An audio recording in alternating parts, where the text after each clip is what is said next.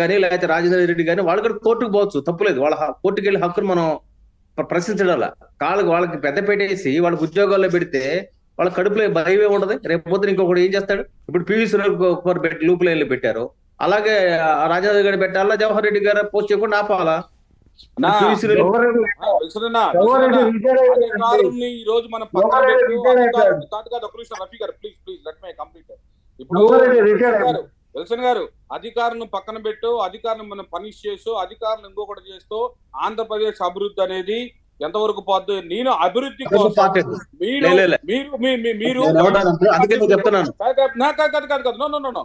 Let me completed. నేను ఎందుకు చెప్తున్నా అంటే సూక్ష్మంగా చెప్తున్నాను. మనకి భారతీయ జనతా పార్టీ ఏదైతే ఉన్నదో రాజ్యసభలో కొంత వాతావరణం లేదు. దానికి అనుగుణంగా జగన్మోహన్ రెడ్డి గారికి రాజ్యసభలో ఉన్న ఎంపీలు సపోర్ట్ చేయండి, మీకేం ఇబ్బంది లేదని చెప్తారా అంటే మా ప్రిడిక్షన్, అంటే ఆంధ్రప్రదేశ్ ప్రజల యొక్క ప్రిడిక్షన్ ఉంది. నేనేమంటానంటే సౌత్ ఇండియాని మీరు చిన్న చూపు చూడవద్దు. ఈవెన్ దో ఎవరైనా కావచ్చు, తప్పు ఎవరైనా చేయాలి. ఖచ్చితంగా మీకు తెలంగాణలో 8 మంది ఎంపీలు ఉన్నారు, ఆంధ్రప్రదేశ్ లో 3 ఎంపీలు ఉన్నారు. అయిపోయింది, నేను చెప్తా, వివరణ ఇస్తా. ఇప్పుడు అది వేరే topic. South India, Bharatiya Janata party, ప్రజలు, అది ఇంకో సందర్భంలో మీరు డిబేట్ చేస్తే చాలా నేను దానికి ఆన్సర్ ఇస్తా. నేనేమంటానంటే ప్రజలు ఏం కోరుకుంటారంటే అనేక దుర్మార్గాలు జరిగింది. జగన్మోహన్ రెడ్డి గారు ఎంత నేరస్తులో, డీజీపీ అంతే నేరస్తుడు, చీఫ్ సెక్రటరీ అంతే నేరస్తులు, వాళ్ళని కూడా అరెస్ట్ చేసి విచారణ చేయాలనేది ముందు నేను కామన్ మ్యాన్ ని, తర్వాత భారతీయ జనతా పార్టీ కార్యకర్తని. ప్రజల్లో భాగమే మీరే నేనైనా, తర్వాత రాజకీయ కండవాలు వేసుకొని వచ్చినాం. కానీ ప్రజలు ఏం కోరుకుంటున్నారంటే అనేక దుర్మార్గాలు ఆంధ్రప్రదేశ్ జరగడానికి కారణం ఏంటంటే అధికారులే, ఈ ఇద్దరు అధికారులే కీలకం. చీఫ్ సెక్రటరీ తెలియకుండా, అదే విధంగా డీజీపీ తెలియకుండా వారి మీద కూడా చర్యలు తీసుకోవాలని చెప్తున్నారు, అంతే కదా? చర్యలు తీసుకోవాలి. ఇంకోటి ఇప్పుడు భారతీయ జనతా పార్టీ అడ్డుపడకూడదు అంటున్నా మనం కూడా. అది ఊహాజనిత ప్రపంచం. మీరు ఇప్పుడు వాళ్ళ మీద చర్యలు తీసుకోమని చెప్పి మీరు వెళ్ళి అమిత్ షా గారిను, నరేంద్ర మోడీ గారిని ఏమైనా రికమెండేషన్ చేసిన సందర్భం ఏమైనా ఉందా? చెయ్యండి. చేస్తే నేను బీజేపీ కార్యకర్త కూడా సపోర్ట్ చేస్తా.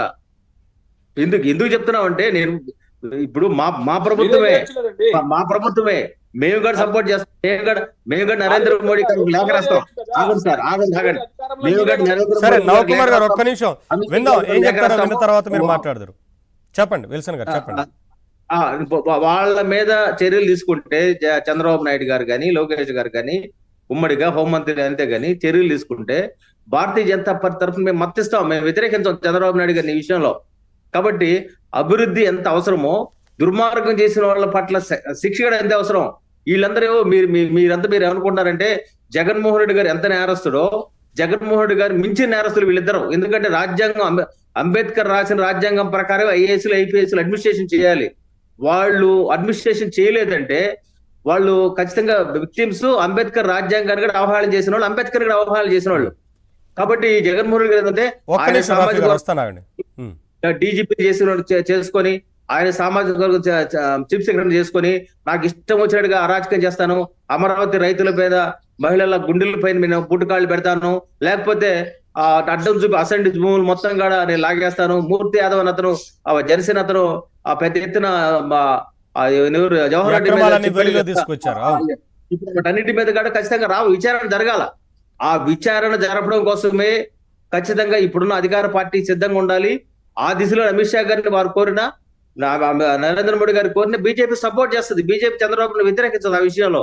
కానీ ప్రజల పక్షాన్ని మనం ఏం కోరుకుంటున్నామంటే ఆంధ్రప్రదేశ్ నెక్స్ట్ జనరేషన్ బాగుపడాలి. మీరు అన్నట్టుగా 15,000 కోట్లే కాదు, ఇంకొక 15,000 కోట్లు కోరండి, మాకైతే అభ్యంతరం లేదు.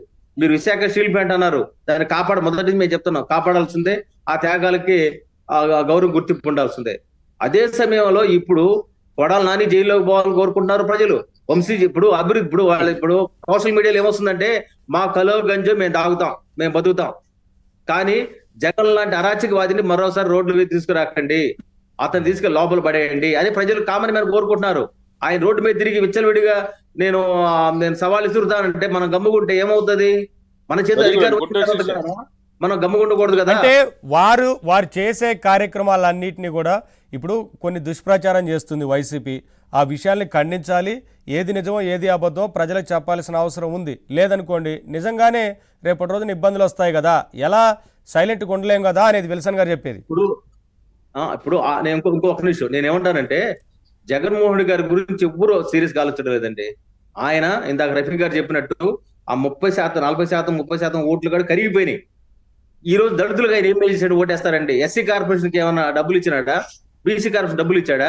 ఏ వర్గానికి ఆయన డబ్బులు ఇచ్చినాడు? జిందా తెలిసి మాతలాగా అత్తమ్మఒడి రఫీ గారు ఒక మాట చెప్తారంట. రఫీ గారు చెప్పండి, ఏం చెప్తారు?